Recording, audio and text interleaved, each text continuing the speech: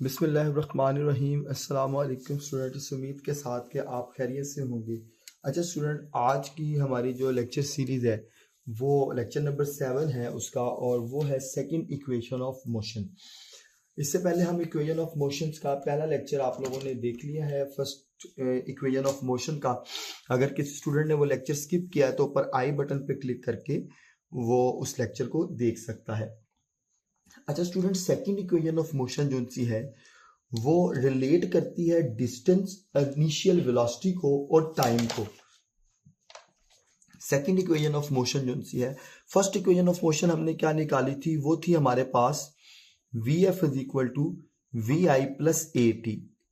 ये हमने equation first मालूम की थी। अब सेकंड इक्वेशन ऑफ मोशन हम मालूम करने जा रहे हैं, वो हमें रिलेट करके बताएगी डिस्टेंस के बारे में कि अगर किसी बॉडी, मूविंग बॉडी का डिस्टेंस कैलकुलेट करना है तो वो कैसे किया जा सकता है। सेकंड इक्वेशन ऑफ मोशन जो सी है वो it is relate the distance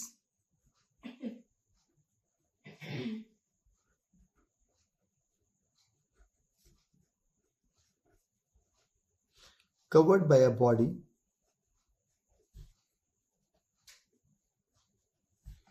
with some initial velocity vi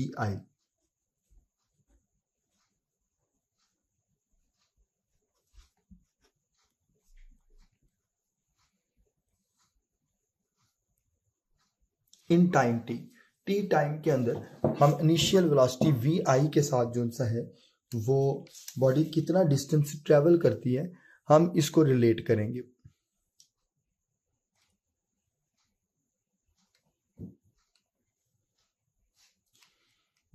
further आप इसमें देखिएगा कि अगर कोई बॉडी हमारी यूनिफॉर्म वेलोसिटी के साथ मूव कर रही है विद एन एक्सेलरेशन ए, ठीक है, body moving with initial velocity v i, body moving with uniform and non uniform acceleration, दोनों को हम केस को यहां पर डिस्कस करेंगे। यूनिफॉर्म भी हो सकती है और नॉन यूनिफॉर्म भी हो सकती है। Body moving with uniform and non uniform acceleration ए।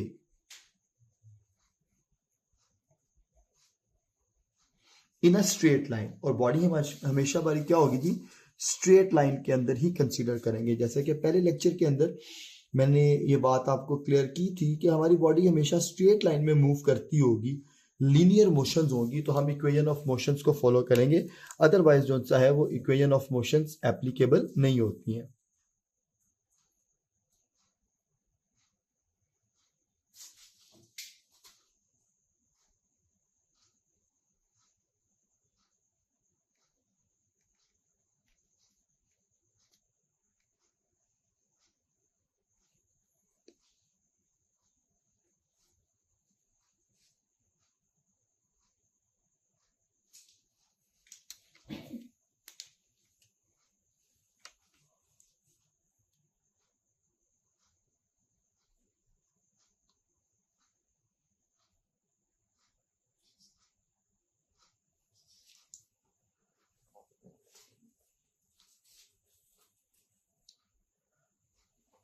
देखिए स्टूडेंट, अगर कोई body with an initial velocity move कर रही है तो हम उसकी वेलोसिटी की डेफिनेशन क्या लिखेंगे, हम उसकी वेलोसिटी की डेफिनेशन लिखेंगे displacement per unit time. Velocity की डेफिनेशन क्या लिखी जाती है,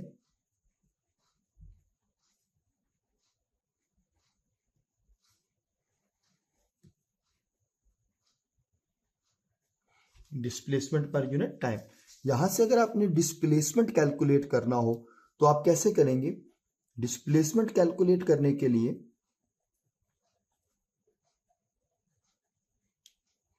आप टाइम को दूसरी तरफ ले जाकर मल्टीप्लाई कर देंगे। ये एक बड़ी जर्नल सी इक्वेशन आप लोगों ने 9th क्लास में अक्सर पढ़ी भी होगी, s is equal to v cross t. तो ये वही इक्वेशन बनती है, ठीक है। मैं साइड पे यहाँ पे लिख के बता देता हूं, ये इक्वेशन आपने पढ़ी होगी, s is equal to v cross t. अच्छा स्टूडेंट, अब यहां से थोड़ी सी समझने वाली बात है कि हमने दो केस यहां पर डिस्कस करने हैं, यूनिफॉर्म एक्सेलरेशन के लिए और यूनिफॉर्म नॉन यूनिफॉर्म एक्सेलरेशन के लिए। तो बेटा देखिएगा, जब आपका एक्सेलरेशन यूनिफॉर्म होगा तो वेलोसिटी में चेंज कांस्टेंट रहेगा। तो आपकी जो वेलोसिटी है वो सिंपल v ही से रिप्रेजेंट होगी, उसमें इनिशियल और फाइनल वेलोसिटी सेम ही रहेगी। यानी इनिशियल वेलोसिटी इक्वल आएगी फाइनल वेलोसिटी के, और ये सारी किसकी इक्वल आएगी, वेलोसिटी v के इक्वल आएगी। लिहाजा आप इसको वेलोसिटी v से रिप्रेजेंट करके आगे अपनी डेरिवेशन को सॉल्व कर सकते हैं। लेकिन जब नॉन यूनिफॉर्म की बात करेंगे तो नॉन यूनिफॉर्म केस के अंदर इनिशियल और फाइनल वेलोसिटीज आपस में इक्वल नहीं होती हैं। तो ऐसी सूरत में हम क्या करते हैं, ऐसी सूरत में हम एवरेज वेलोसिटी का सहारा लेते हैं, और एवरेज वेलोसिटी किसके बराबर होती है, initial velocity into final velocity divided by 2 के इक्वल होती है। तो ये फॉर्मूला आप यहां पर इस्तेमाल करेंगे। तो आप यहां पर लिखेंगे for a non uniform velocity if a body is not moving with a constant velocity, non uniform acceleration,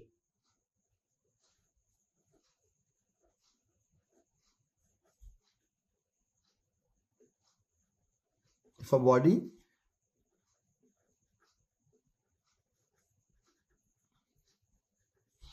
not moving with uniform velocity, तो ये रिलेशन जो है ये किस में कन्वर्ट हो जाएगा, डिस्प्लेसमेंट को आप रिप्रेजेंट करेंगे कैपिटल एस से। स्ट्रेट लाइन के अंदर डिस्टेंस और डिस्प्लेसमेंट इक्वल हो सकते हैं, छोटा सा एक पॉइंट है यहां पे याद रखिएगा। और ये आपके पास क्या आ जाएगी, एवरेज वेलोसिटी आ जाएगी। एवरेज वेलोसिटी को आप किस से मल्टीप्लाई करेंगे, टाइम टी से मल्टीप्लाई करेंगे। आप सिंपली आप एवरेज वेलोसिटी का फॉर्मूला ऐड करें, यहां पर ये क्या आएगा, v I plus v f divided by 2 multiply by time t. देखिए बेटा, वी एफ की वैल्यू जो सी है वो आप फर्स्ट इक्वेशन ऑफ इक्वेशन से यहां पर पुट करेंगे, और वो आपके पास क्या आएगी, वी आई प्लस ए टी आएगी।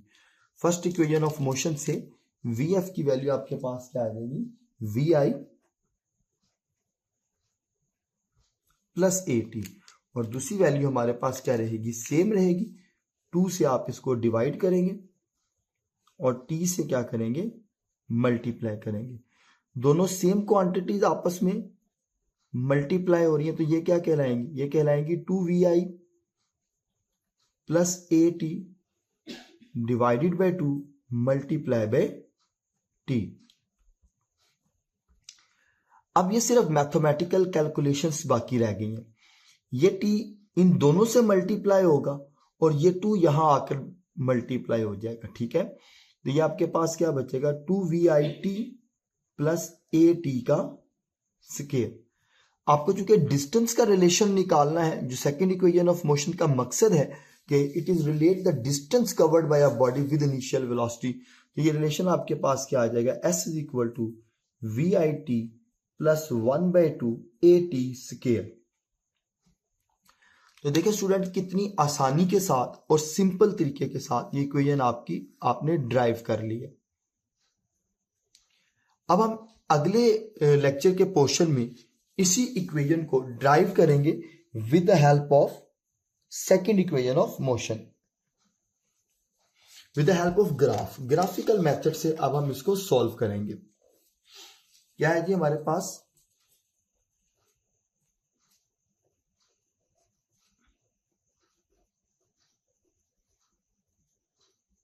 सेकंड इक्वेशन ऑफ मोशन है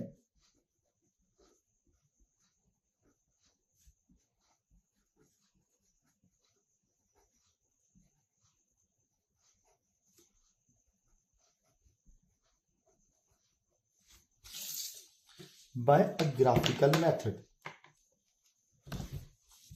अच्छा स्टूडेंट, इसमें भी जो ग्राफ हमने पहले लेक्चर के अंदर कंसीडर किया था, अब भी हम उसी ग्राफ से जो सा है वो इसको समझेंगे, और वो ग्राफ हमारे पास जो सा है वो हम यहाँ पर दोबारा से बना लेते हैं, ताकि बार बार आप लोगों को उस ग्राफ की प्रैक्टिस करनी आ जाए कि वो ग्राफ आपके पास क्या था। लेकिन अब इसमें हम थोड़ी सी चीजें ऐड करेंगे सेकंड इक्वेशन ऑफ मोशन के मुताबिक। हमारा वाई एक्सिस पर हमने टाइम लिया हुआ था,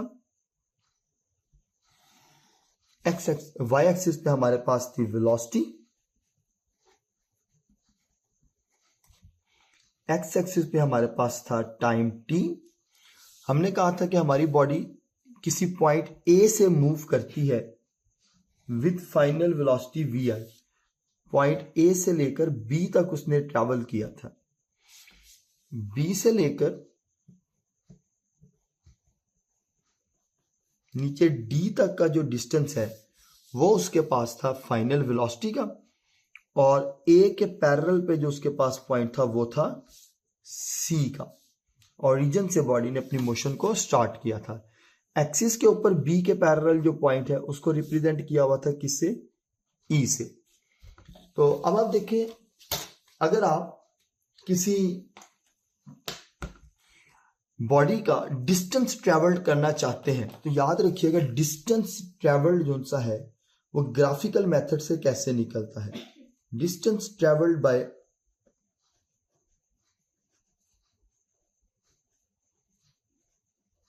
a car is numerically equal to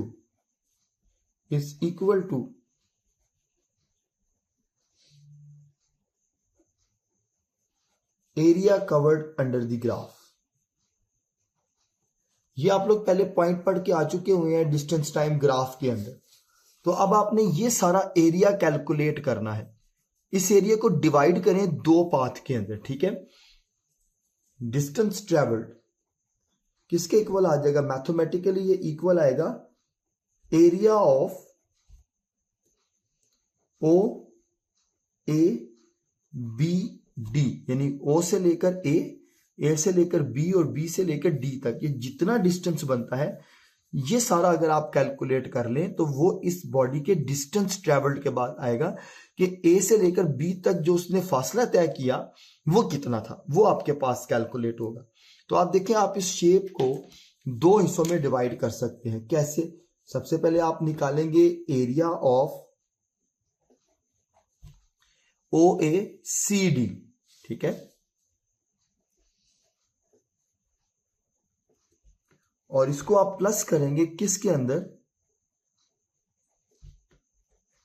area of shape a c और बी के अंदर। ए बी और सी। अगर स्टूडेंट आप देखें पहली वाली शेप को, तो ये शेप आपके पास बेसिकली एक रेक्टेंगुलर शेप बनती है जिसे मैंने ग्रीन कलर से हाईलाइट किया। तो रेक्टेंगुलर शेप में सी से लेकर डी तक का फासला हम लोगों ने किससे रिप्रेजेंट किया हुआ था? वी आई से। ओ से लेकर डी तक का फासला हम लोगों ने किससे रिप्रेजेंट किया हुआ है? टाइम टी से। और रेक्टेंगुलर का एरिया किसके बराबर होता है? Width into height. ये इसकी टोटल विड्थ है और ये इसकी टोटल हाइट है। तो आप वी आई मल्टीप्लाई बाय क्या करेंगे? टी करेंगे। तो यहां डेरिवेशन के अंदर आप एस इज इक्वल टू क्या करेंगे? Side o a multiply side o d. O a represent करता है किसको? वी आई को। और ओ डी किसको मल्टीप्लाई करता है? टाइम टी को मल्टीप्लाई करता है, रिप्रेजेंट करता है। अच्छा, अब आप देखें एरिया ऑफ अ ट्राइंगल किसके बराबर होता है? याद रखिएगा एरिया ऑफ अ ट्राइंगल आपके पास बराबर होता है 1/2 बेस इंटू परपेंडिकुलर। हमारी बेस किसके बराबर है? ए से लेकर सी तक के बराबर है। और हमारा परपेंडिकुलर किसके बराबर है? बी से लेकर सी के बराबर है। ऊपर को देखें तो ये जो रीजन है सारा का सारा, ये वो ट्राइंगल का रीजन है जिसका एरिया हमने कैलकुलेट करना यहां पर जरूरी है।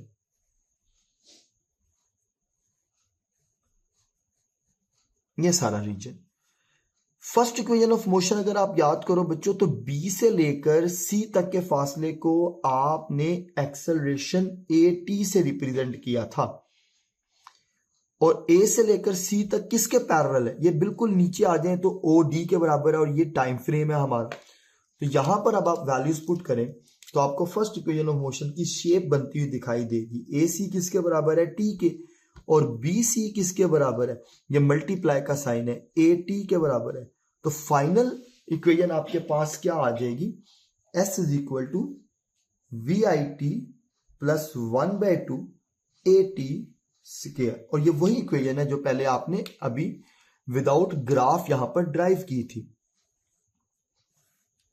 तो देखिए स्टूडेंट, ये हमारे पास final second equation of motion है जो distance travelled by a car या बाय एनी ऑब्जेक्ट जो है वो इसको कैलकुलेट करती है।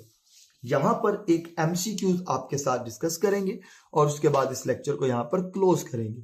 देखिए, अगर इनिशियल वेलोसिटी किसी बॉडी की 0 है, वो डिस्टेंस ट्रेवल करती है 100 metre with a final velocity vf, उसकी फाइनल वेलोसिटी कोई भी है vf, वो हमें यहां पर गिवन नहीं है और हमें कहा जाता है वो अपना जो डिस्टेंस ट्रेवल करती है 100 मीटर का वो 10 सेकंड के अंदर करती है विद एन एक्सेलरेशन ऑफ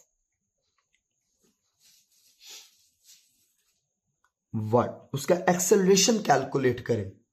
तो देखें, आप यहां पर इस इक्वेशन को सॉल्व कर सकते हैं। कैसे सॉल्व कर सकते हैं? बहुत सिंपल है आप इस इक्वेशन को यहां पर सॉल्व करना।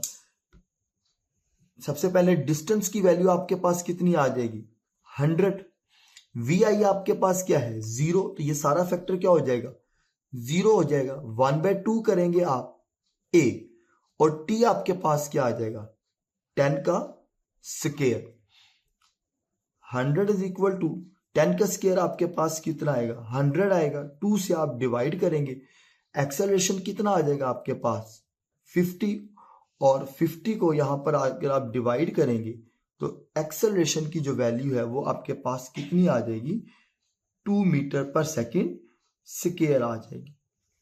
तो एमसीक्यू इस तरह से आप यहां से सॉल्व कर सकते हैं। अब इसी से आप वीएफ की वैल्यू भी निकाल सकते हो। कैसे? ये एक एडिशनल बात यहां पर है। देखें, वीएफ किसके बराबर होता है, v I plus a into t के बराबर होता है। वी आई यहां पर क्या है, इस केस के अंदर 0 है। एक्सेलरेशन आपने कैलकुलेट किया 2, और टी कितना था आपका, 10। तो फाइनल वेलोसिटी कितनी होगी, 20 मीटर पर सेकेंड। यानी अगर बॉडी रेस्ट से चलना शुरू करे 20 मीटर तक की वेलोसिटी में 10 सेकंड के अंदर 100 मीटर का डिस्टेंस कवर करे, तो उस बॉडी का एक्सेलरेशन कितना होगा, 2 मीटर पर सेकंड स्क्वायर होगा। तो स्टूडेंट, इस तरह से आपको ट्रिकी एमसीक्यूज इस पोर्शन में से आ सकते हैं। और यही एमसीक्यूज अगर शॉर्ट क्वेश्चन बन के आ जाए तो आप जिस तरह मैंने आपको सॉल्व करके दिखाया है, आप इसी तरह इसको सॉल्व करके दिखाएंगे। आज का ये लेक्चर हमारा यहाँ पर क्लोज होता है और अब इंशाल्लाह हम अपना नेक्स्ट लेक्चर जो सा है वो थर्ड इक्वेशन ऑफ मोशन की डेरिवेशन करेंगे और उसी तरह आखिर के अंदर एक एमसीक्यू सॉल्व करेंगे।